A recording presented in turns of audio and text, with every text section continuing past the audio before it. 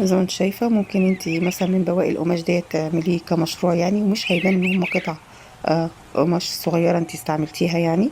بالعكس هيبان ان هو شكله جميل اهو زي ما انت شايفة. تمام.